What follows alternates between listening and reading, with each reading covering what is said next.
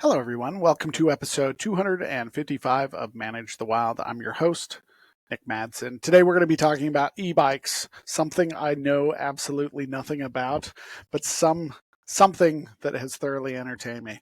I was watching a video earlier today about a guy. He was riding his e-bike up a trail, and another guy coming down on a mountain bike stopped him, took off his helmet, and a scuffle ensued, and they were upset that this guy was on his e-bike going up the trail that was meant for mountain bikers, which his to me looked like a mountain bike. And they started to fight it out, and the e-biker lost because there was two of the mountain bikers. Then the video cuts away and it shows the e-biker in the parking lot, and a Forest Service ranger was there writing him a ticket. And I've known about this for a while. The Forest Service really had to come out last year, and probably even the year before. So 2021, 2022, I've heard a lot of things about it, about how they're enforcing and they're pushing to shut down e-bikes going on trails that they're not allowed to. So e-bikes, definitely class 2, class 3 e-bikes are the type of e-bikes that don't require any pedaling. They just have a motor that would propel them, so you don't have to pedal. Class 1 bikes they have a motor, but only assists when the person is pedaling. Class 2 and 3 are definitely not allowed on trails that are generally meant for hiking and biking. Because they have a motor and they are self-propelled, they are considered a motorized vehicle, and so they're not allowed on trails. I started going into it because honestly, I could care less about this subject. Um, I don't know. It's been I guess early in the fall, I was on a trail, and I hadn't seen anybody all day long. And I just went off the trail, probably 3 or 4 feet, sat down, started eating lunch, took off my shoes, was just laying there, dead quiet, and just almost falling asleep. And all of a sudden, these motorcycles come flying around the bend, and they slam on the brakes, and their engines are revved, and they're rah, rah, rah. And the guy pulls off his helmet, and he asks if I was injured because I looked like I was dying. And I said, no, no, sir, I'm just fat. I need some rest. And he said, have a great day. And I yell, you have a great day too. And they took off. And some people would find that really irritating because the bikes were loud and obnoxious. And honestly, if I was in the middle of a hunt, I probably would be annoyed too. But at that moment, I had no cares, and I didn't care that those people were there. I think this is where some of that issue comes from, is e-bikes are changing and altering the way people can have their experience. So somebody who's on hiking is going to be affected by somebody who's on horses or biking. And somebody who's on a mountain bike is going to be affected by somebody who's on a horse, or somebody who is hiking, or somebody who's on a motorcycle. And I think the biggest issue is just the way we view how we want something to be. So when I was doing this research, a lot of the things that they were looking into on why e-bikes are not allowed is there's a whole bunch of things, but I think really it goes into everybody has a preference of what they want to see on that trail. And if you're a mountain biker and you're pedaling your guts out to get up to a mountain peak, and then you see somebody like myself, 250, just press a button and I get there the same way. I don't think people like that. So here are some of the impacts. E-bikes, because they have a motor, they can increase the speed, but because they have a motor, they can increase erosion. You're like, what? How is that possible? The weight difference in the bikes, there's quite a bit of difference in the weight. And the more weight something has, the more of an impact it has, whether it's turning or going from a stop to full run position. There's going to be impacts. And so heavier bikes tend to have more effects on erosion. Also, the other thing that I looked into erosion is possible because now more people are accessing that trail because they allow e-bikes, and so you're just going to have more use of those things. Safety is another one that was often talked about.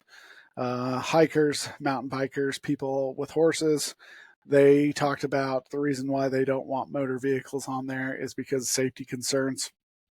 And so that was one of the number one cited issues is their safety concerns when you have a motorized vehicle coming around the corner at a high rate of speed. Then especially with the equestrian or the horse people, there's definitely some concerns there.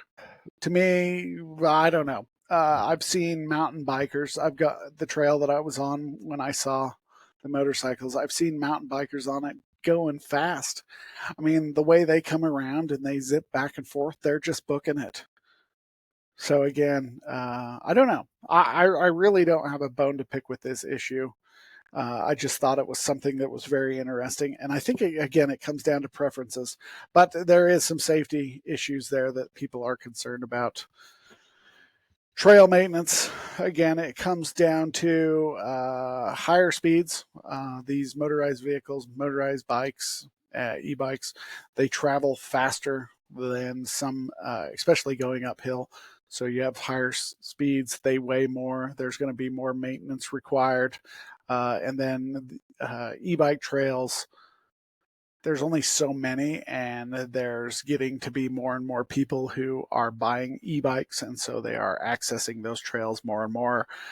You're definitely going to have a different impact versus a hiking trail and a mountain bike and an e-bike and a motorized and an equestrian. Hiking trails and horse trails or equestrian trails, there's quite a bit less impact than these others from my viewpoint. Uh, Impact as far as the trail. Now, hiking, I've seen people like to go to the bathroom wherever they feel like it. Candy bar wrappers don't need to be thrown away. You can throw those on the ground, which is unfortunate. So I'm not talking about the overall just trash that people leave around, but the trail itself and the work that is required. And then they say there's an impact to wildlife. That one's interesting to me because the e-bikes are quiet. It's not like your Toyotas when they're backing up, they whistle or whatever. E-bikes are quiet, just like a normal bike. Disturbing? Um, would it be any more disturbing than a bicycle or a mountain bike? I don't know. I have a hard time seeing that it'd be more disturbing than a mountain bike because they're quiet. They don't. It's not like you're got a two-stroke Honda that you just rip the pipes out and now you're just blazing and blowing up everybody's ears. So I have a hard time seeing that the wildlife impact would be any different. But they did cite as speeds and increased mobility. But again, I think it comes down to preferences. People like to access their trail and they're used to seeing certain kinds of things on their trails. And then when they don't see those things anymore, or they start to see something different, people start to get um, pretty huffy about those areas. Here's the issues that are coming up. There's an increasing number of conflicts and debates going on about trail access. Again, hikers and mountain bikers and hikers are arguing with e-bikes whether they should be allowed or not. E-bikes are saying we're just as quiet. We weigh just a few pounds more than a normal mountain bike. We should be allowed access. They are arguing about the safety and the speed concerns. Hikers definitely, as well as equestrians, they're arguing that the safety side, mountain bikes are often just as fast as e-bikes. But there's a battle that's going to start going on there more and more. And then the environmental impacts.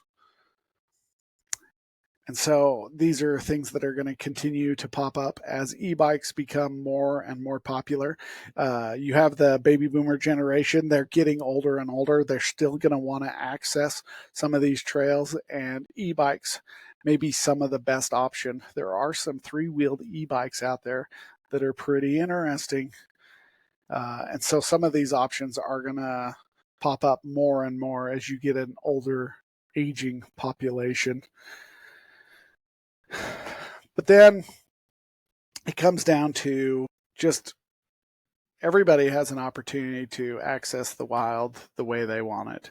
And if you start regulating something, then you're going to have to regulate something else. And so it makes sense if they're self-propelled, then you have to categorize them as a motor because they have an electric motor that's powered by a battery. So if you're talking about regulation and where do they fit in, they are self-propelled, the class 2s and class 3s. And so I guess it makes sense. If you want to access those trails without changing bikes, I guess you should be able to just pull your battery. If you pull your battery and get rid of your battery, then I think that largely gets rid of the issue. But I guess, I don't know. What's your guys' thoughts? Do you guys have an issue with e-bikes? I'm really comfortable with them. I don't think there's a problem, but that's just me. I guess the only issue that I really have with e-bikes is they're $6,000 and I don't have $6,000. So that's really what's keeping me out of having an opinion is my wallet says no.